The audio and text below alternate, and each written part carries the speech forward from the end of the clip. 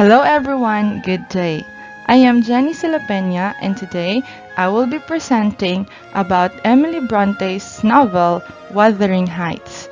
The reason I chose this novel is that this is a classic novel and I've been hearing this novel for many times, but I haven't read it yet.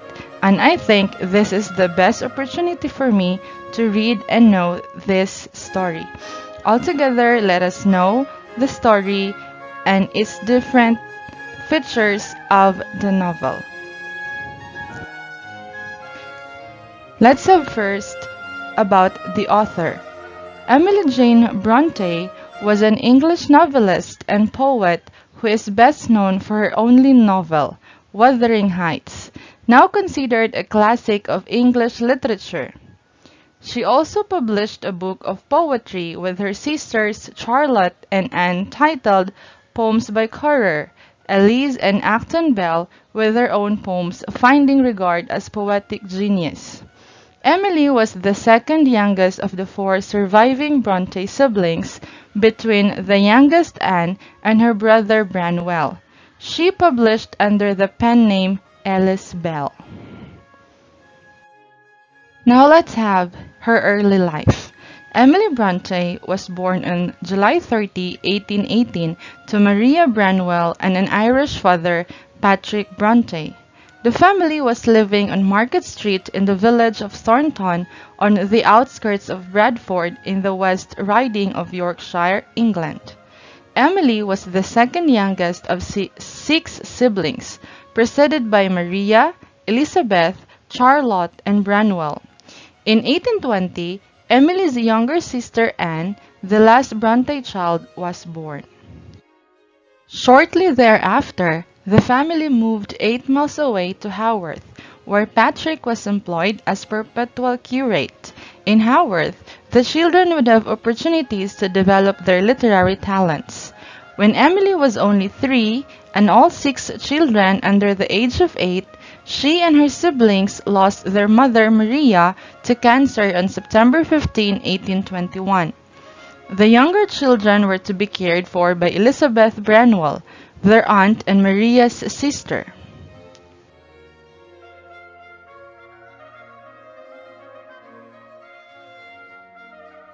Emily's 3 elder sisters, Maria, Elizabeth, and Charlotte, were sent to the clergy daughter school at Cowan Bridge. At the age of 6, on November 25, 1824, Emily joined her sisters at school for a brief period. At school, however, the children suffered abuse and privations, and when a typhoid epidemic swept the school, Maria and Elizabeth became ill. Maria, who may actually have had tuberculosis, was sent home where she died. Elizabeth died shortly after. The 3 remaining sisters and their brother Branwell were thereafter educated at home by their father and aunt Elizabeth Branwell. A shy girl, Emily was very close to her siblings and was known as a great animal lover, especially for befriending stray dogs she found wandering around the countryside. Despite the lack of formal education, Emily and her siblings had access to a wide range of published material. Favorites included Sir Walter Scott, Byron Shelley, and Blackwood's Magazine. At 17, Emily began to attend the Roe Head Girls' School where Charlotte was a teacher, but suffered from extreme homesickness and left after only a few months. Emily became a teacher at Law Hill School in Halifax beginning in September 1838, when she was 20. Her always fragile health soon broke under the stress of the 17-hour workday, and she returned home in April 1839. Thereafter, she remained at home, doing most of the cooking, ironing, and cleaning at Haworth. She taught herself German out of books and also practiced the piano. In 1842, Emily accompanied Charlotte to the Hedger Pensionnat in Brussels, Belgium, where they attended the Girls' Academy, run by Constantine Hedger in the hope of perfecting their French and German before opening their school. Unlike Charlotte, Emily was uncomfortable in Brussels and refused to adopt Belgian fashions, saying, "I wish to be as God made me," which rendered her something of an outcast. In 1844, Emily began going through all the poems she had written, recopying them neatly into two notebooks. One was labeled Gondel Poems, the other was unlabeled. Scholars such as Fanny Ratchford and Derek Roper have attempted to piece together a Gondel storyline and chronology from these poems. In the autumn of 1845, Charlotte discovered the notebooks and insisted that the poems be published. Emily, furious at the invasion of her privacy, at first refused but relented when Anne brought out her own manuscripts and revealed to Charlotte that she had been writing poems in secret as well. As co-authors of Gondel stories, Anne and Emily were accustomed to read their Gondel stories and poems to each other, while Charlotte was excluded from their privacy. Around this time, Emily had written one of her most famous poems, "No Coward Soul Is Mine," probably as an answer to the violation of her privacy and her own transformation into a published writer. Despite Charlotte's later claim, it was not her last poem. In 1846, the sisters' poems were published in one volume as poems by Currer, Elise, and Acton Bell. The Bronte sisters had adopted pseudonyms for publication, preserving their initials. Charlotte was Currer Bell, Emily was Ellis Bell, and Anne was Acton Bell.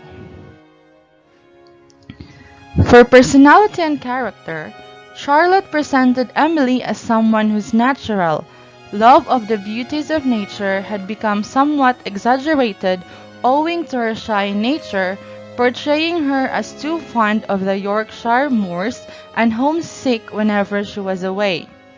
According to Lucasta Miller in her analysis of Bronte biographies, Charlotte took on the role of Emily's first mythographer. For Emily's death, Emily's health was probably weakened by the harsh local climate and by unsanitary conditions at home, where water was contaminated by runoff from the church graveyard. Branwell died suddenly on Sunday, September 24, 1848. At his funeral service, a week later, Emily caught a severe cold which quickly developed into inflammation of the lungs and led to tuberculosis. Though her condition worsened steadily, she rejected medical help and all offered remedies, saying that she would have no poisoning doctor near her. At noon, Emily was worse. She could only whisper in gasps. With her last audible words, she said to Charlotte, "If you will send for a doctor, I will see him now." But it was too late. She died that same day at about 2 in the afternoon. According to Mary Robinson, an early biographer of Emily, it happened while she was sitting on the sofa. However, Charlotte's letter to William Smith Williams, where she mentions Emily's dog, Keeper, lying at the side of her dying bed, makes this statement seem unlikely. It was less than 3 months since Branwell's death, which led Martha Brown, a housemaid, to declare that Miss Emily died of a broken heart for love of her brother. Emily had grown so thin that her coffin measured only 16 inches wide. The carpenter said he had never made a narrower one for an adult. Her mortal remains were interred in the family vault in St. Michael and All Angels Church, Haworth. And for her legacy, the English folk group The Unthanks released Lines, a trilogy of short albums which includes settings of Bronte's poems to music and was recorded at the Bronte's parsonage home using their own Regency-era piano played by Adrian McNally. In the 2019 film How to Build a Girl, Emily and Charlotte Bronte are among the historical figures in Joanna's Wall collage. In May 2021, a collection of rare books and manuscripts first assembled by Emily Bronte re-emerged after being out of public view for nearly a century. The collection will be auctioned off at Sotheby's and estimated to sell for £1 million. A film, Devotion 1946, was about the Brontes. And now, I will be presenting the summary of the novel Wuthering Heights. Let's have first the characters. First is Heathcliff, and then Catherine, Edgar Linton, Isabella Linton, Nellie Dean, Lockwood, young Catherine, Hareton Earnshaw, Linton Heathcliff, Hindley Earnshaw, Mr. Earnshaw, Mrs. Earnshaw, Joseph, Frances Earnshaw, Zillah, and Mr. Green. Heathcliff is an orphan brought to live at Wuthering Heights by Mr. Earnshaw. Heathcliff falls into an intense, unbreakable love with Mr. Earnshaw's daughter, Catherine. After Mr. Earnshaw dies, his resentful son Hindley abuses Heathcliff and treats him as a servant. Because of her desire for social prominence, Catherine marries Edgar Linton instead of Heathcliff. Heathcliff's humiliation and misery prompt him to spend most of the rest of his life seeking revenge on Hindley, his beloved Catherine, and their respective children, Hareton and young Catherine. A powerful, fierce, and often cruel man, Heathcliff acquires a fortune and uses his extraordinary powers of will to acquire both Wuthering Heights and Thrushcross Grange, the estate of Edgar Linton. Catherine, the daughter of Mr. Earnshaw and his wife. Catherine falls powerfully in love with Heathcliff, the orphan Mr. Earnshaw brings home from Liverpool. Catherine loves Heathcliff so intensely that she claims they are the same person. However, her desire for social advancement motivates her to marry Edgar Linton instead. Catherine is free-spirited, beautiful, spoiled, and often arrogant. She is given to fits of temper, and she is torn between her wild passion for Heathcliff and her social ambition. She brings misery to both of the men who love her. Edgar Linton, well-bred but rather spoiled as a boy. Edgar Linton grows into a tender, constant but cowardly man. He is almost the ideal gentleman. Catherine accurately describes him as handsome, pleasant to be with, cheerful, and rich. However, this full assortment of gentlemanly characteristics, along with the civilized virtues, proves useless in Edgar's clashes with his foil, Heathcliff, who gains power over his wife, sister, and daughter. Isabella Linton, Edgar Linton's sister, who falls in love with Heathcliff and marries him. She sees Heathcliff as a romantic figure like a character in a novel. Ultimately, she ruins her life by falling in love with him. He never returns her feelings and treats her as a mere tool in his quest for revenge on the Linton family. Nellie Dean, Nellie Dean, or known formally as Ellen Dean, serves as the chief narrator of Wuthering Heights, a sensible, intelligent, and compassionate woman.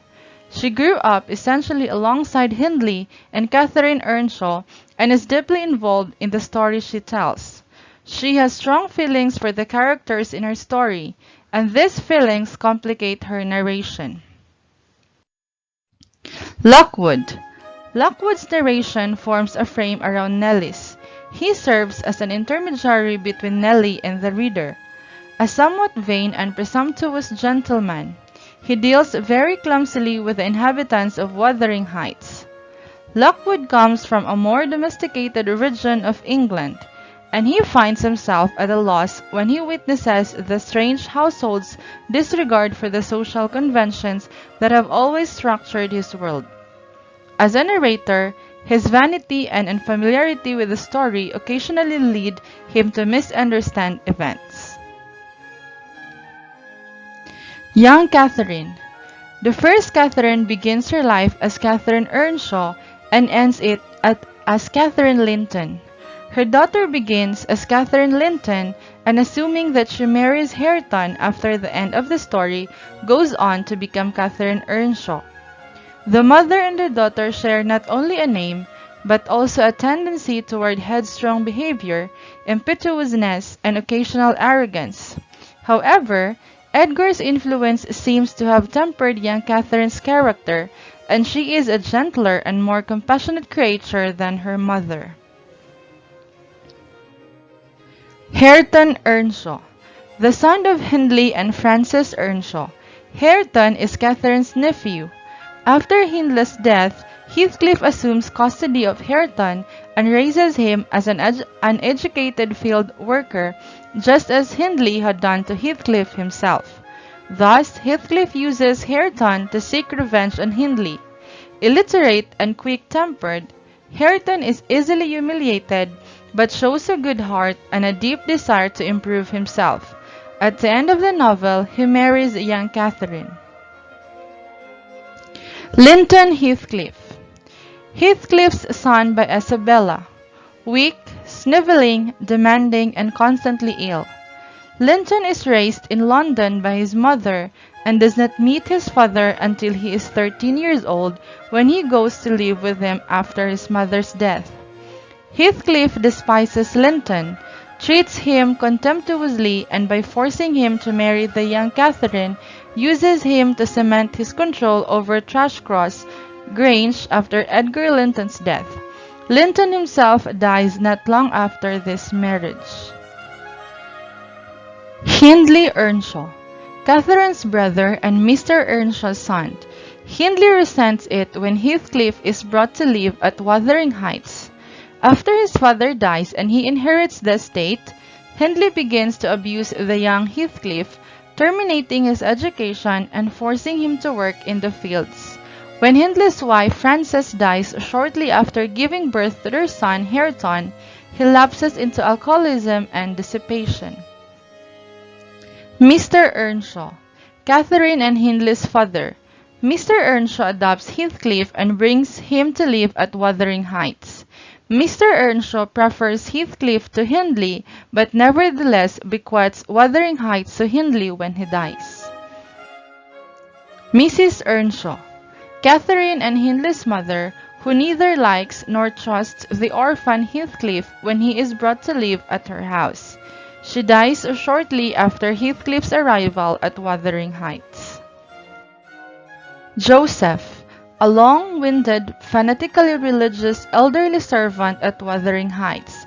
Joseph is strange, stubborn, and unkind, and he speaks with a thick Yorkshire accent. Frances Earnshaw. Hindley's simpering, silly wife who treats Heathcliff cruelly. She dies shortly after giving birth to Hareton. Mr. Linton. Edgar and Isabella's father and the proprietor of Thrushcross Grange when Heathcliff and Catherine are children. An established member of the gentry, he raises his son and daughter to be well-mannered young people. Mrs. Linton. Mr. Linton's somewhat snobbish wife who does not like Heathcliff to be allowed near her children, Edgar and Isabella.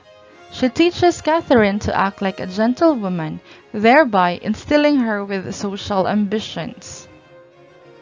Zillah, the housekeeper at Wuthering Heights during the latter stages of the narrative. Mr. Green. Edgar Linton's lawyer who arrives too late to hear Edgar's final instruction to change his will, which would have prevented Heathcliff from obtaining control over Thrushcross Grange. Now this is the summary of the novel Wuthering Heights. In the late winter months of 1801, a man named Lockwood rents a manor house called Thrushcross Grange in the isolated moor country of England. Here, he meets his dour landlord, Heathcliff, a wealthy man who lives in the ancient manor of Wuthering Heights, 4 miles away from the Grange. In this wild, stormy countryside, Lockwood asked his housekeeper, Nellie Dean, to tell him the story of Heathcliff and the strange denizens of Wuthering Heights. Nellie consents, and Lockwood writes down his recollections of her tale in his diary. These written recollections from the main part of Wuthering Heights. Nellie remembers her childhood. As a young girl, she works as a servant at Wuthering Heights for the owner of the manor, Mr. Earnshaw, and his family. One day, Mr. Earnshaw goes to Liverpool and returns home with an orphan boy whom he will raise with his own children. At first, the Earnshaw children, a boy named Hindley and his younger sister Catherine, detest the dark-skinned Heathcliff, but Catherine quickly comes to love him, and the two soon grow inseparable, spending their days playing on the moors. After his wife's death, Mr. Earnshaw grows to prefer Heathcliff to his own son, and when Hindley continues his cruelty to Heathcliff, Mr. Earnshaw sends Hindley away to college, keeping Heathcliff nearby. 3 years later, Mr. Earnshaw dies and Hindley inherits Wuthering Heights. He returns with a wife, Frances, and immediately seeks revenge on Heathcliff. Once an orphan, later a pampered and favored son, Heathcliff now finds himself treated as a common laborer, forced to work in the fields. Heathcliff continues his close relationship with Catherine, however. One night, they wandered to Thrushcross Grange, hoping to tease Edgar and Isabella Linton, the cowardly, snobbish children who live there.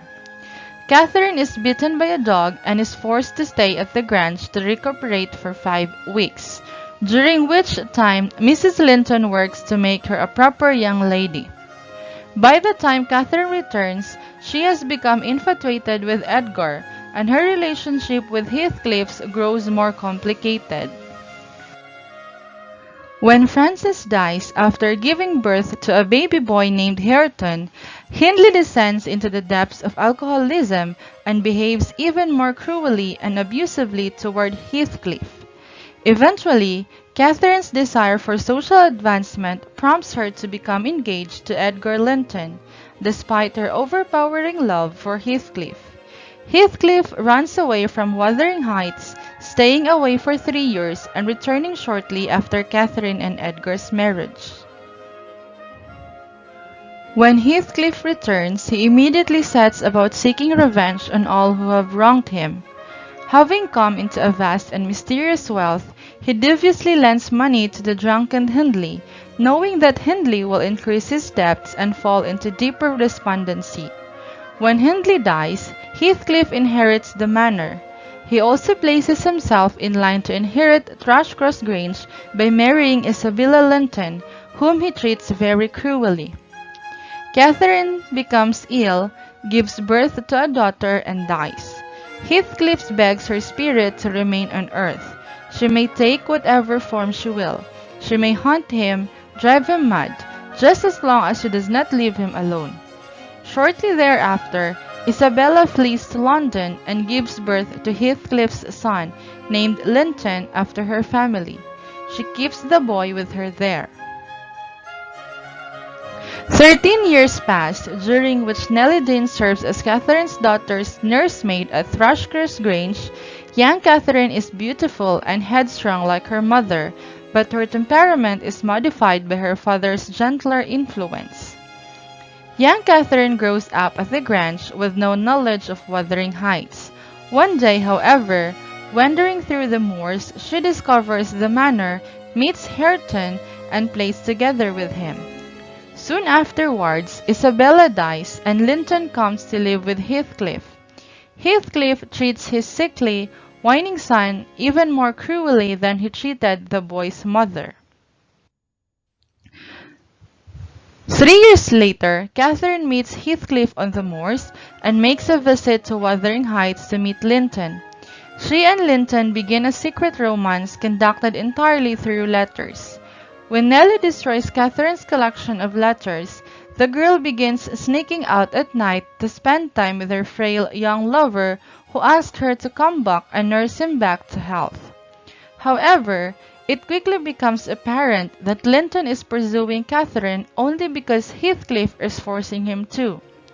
Heathcliff hopes that if Catherine marries Linton, his legal claim upon Thrushcrest Grange and his revenge upon Edgar Linton will be complete.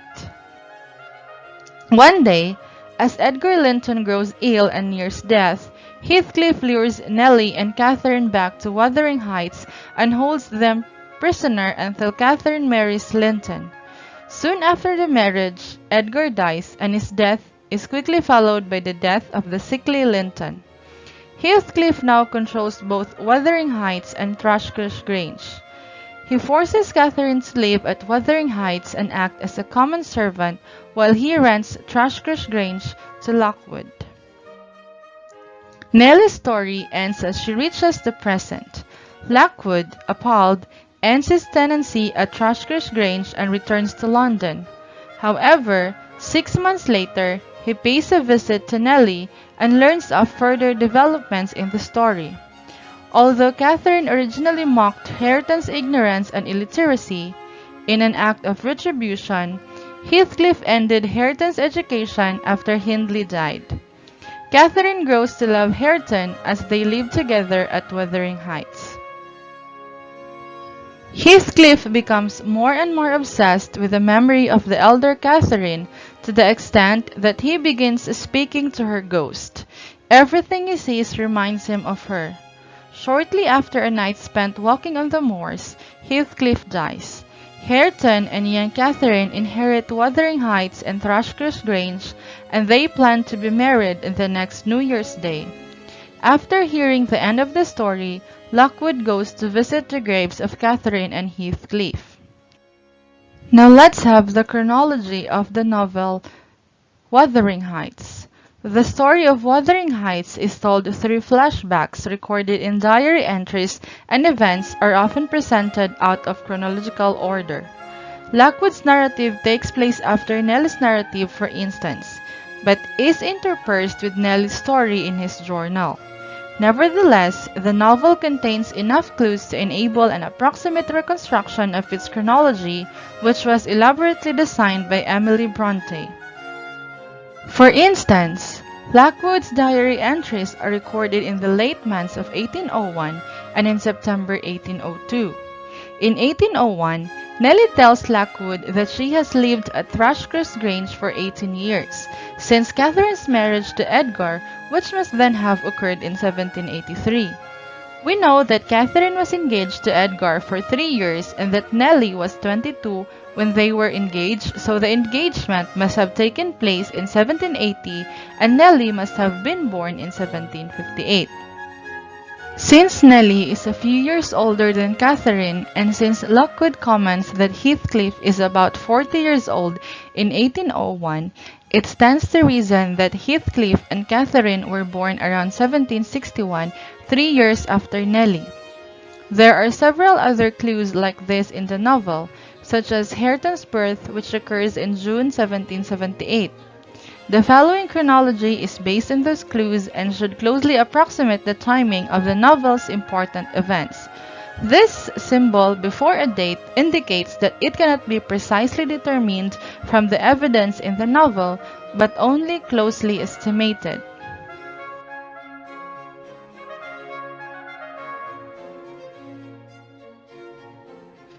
Now let's go to the theme for Wuthering Heights.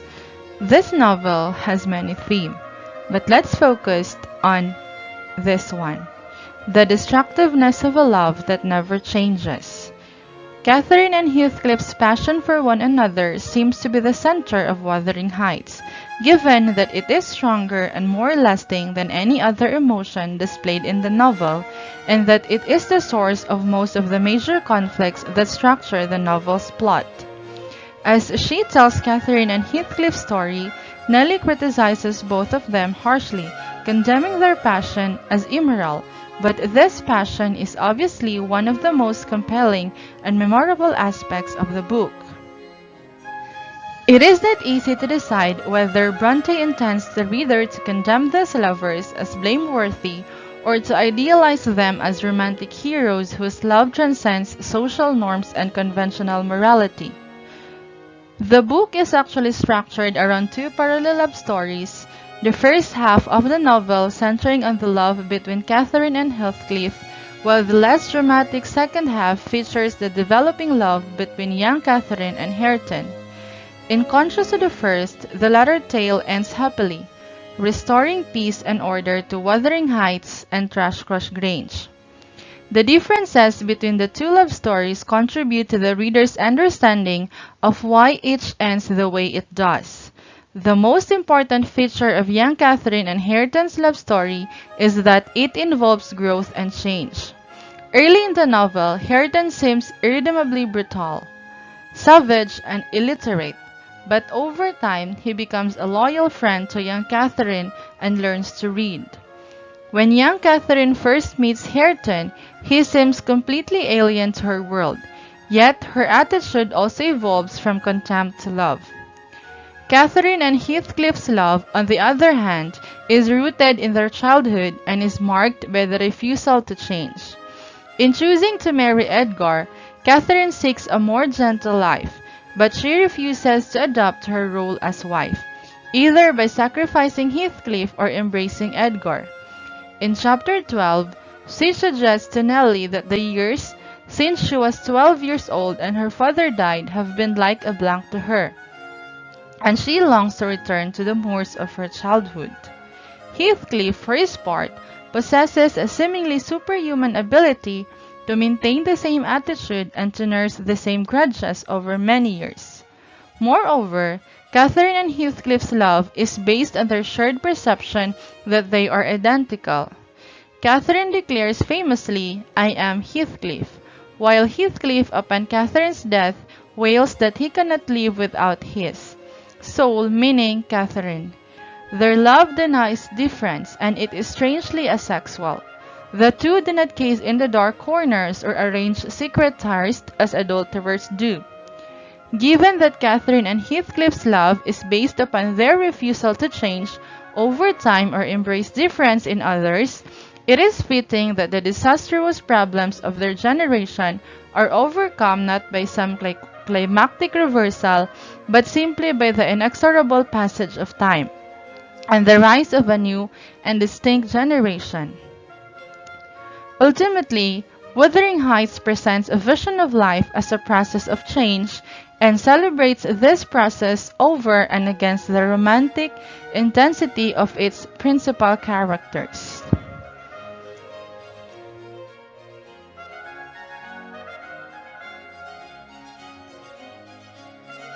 And now for the setting. Wuthering Heights is set in Yorkshire, a region in the north of England. The present-day action of the novel takes place from 1801 to 1802, with the retrospective plot events occurring over the previous 30 years. All of the action happens in a small, isolated, and wild area dominated by two grand estates owned by neighboring families. This choice of setting allows for an intense and focused plot that is concentrated on a small cast of characters. Because of the geographical isolation, many conventional social rules don't seem to be applied at the Heights, which is part of why Lockwood is often shocked by what he learns about the local residents. The setting is also dominated by stormy and pleasant weather. Lockwood explains that the word wuthering refers to the atmospheric tumult to which each station is exposed in stormy weather. However, the Yorkshire moors can be a beautiful place as well as a violent one. As Lockwood reflects when he returns to Yorkshire at a more pleasant time of year, in winter, nothing is more dreary, in summer, nothing is more divine. Thus, the setting also serves as a parallel to the love of Cathy and Heathcliff, stormy and devastating, yet divinely powerful. Now let's have the genre of the novel. Wuthering Heights is a Gothic novel. Gothic novels usually feature supernatural elements, ominous settings, and threats to young women, often involving imprisonment in an isolated mansion. The Gothic novel developed in the 18th century and remained popular during the Victorian era, and its popularity was associated with a rising interest in psychology and the subconscious, especially repressed desires. Author Emily Bronte incorporates supernatural elements such as the possibility of ghosts into her novel and presents Wuthering Heights as an archetypal Gothic building full of dark and mysterious secrets. For example, when Lockwood first sees the house, he notes the excessive slant of a few stunted firs, and gaunt thorns all stretching their limbs as if craving alms of the sun. Additionally, Kathy Linton's storyline revolves around a young woman being held captive by an older, villainous male figure. However, earlier Gothic novels written in English were traditionally set outside England in locations such as Spain or Italy, while Bronte used the English setting of the Yorkshire moors.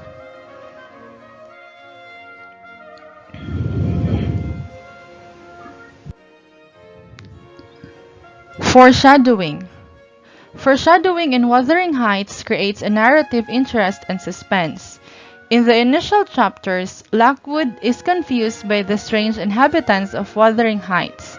The clues he picks up foreshadow plot lines which will later be revealed, drawing the reader into the tale. For example, when Heathcliff explains that Kathy Linton is his daughter-in-law, Lockwood notices he sends a particular look in her direction, a look of hatred. This expression on Heathcliff's face foreshadows the revelation of his embittered past, particularly the marriage between Catherine Earnshaw and Edgar Linton. Foreshadowing is also significant in the novel because of the multi-generational storylines and the sense that characters' destinies are being controlled by events that happened before they were ever born. For example is Kathy's unhappiness in love. When Lockwood spends the night at Wuthering Heights, he notices how a window ledge has writing scratched in the paint, a name repeated in all kinds of characters. The reverberation on Kathy's name with different surnames, Earnshaw, Heathcliff, and Linton, foreshadows how Kathy's life will be unhappy because she is torn between different identities and different men. She will also become a pawn in male power struggles and class conflict when she is just trying to make a happy life for herself. Thus, the childish writing of a girl trying on married names furthers an ominous tone and reflects how Kathy's innocence will ultimately be lost. And now for the point of view. Wuthering Heights is presented from a number of different points of view. The first narrator is John Lockwood, who offers first-person narration. Readers are given Lockwood's perspective on people, places, and events and are limited to learning information along with him. Lockwood's arrogant and self-absorbed perspective makes him unreliable. For example, he reflects on how he must beware how I cause how to regret her choice, assuming that Kathy Linton will be attracted to him. Lengthy sections of the novel are narrated by Nellie Dean as a first-person retrospective as she recalls her memories of the past. However, it is still Lockwood who compiles and records what he hears from Nellie, and he admits to telling it in her own words, only a little condensed, which implies he omits some of what Nellie tells him. Nellie is also an unreliable narrator in that she has strong biases and emotional attachments to the characters she talks about.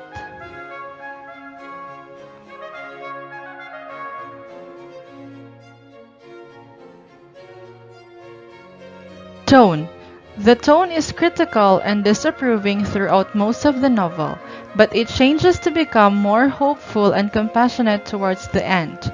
Lockwood begins the novel with a desire to be alone, seeking out a perfect misanthropist heaven.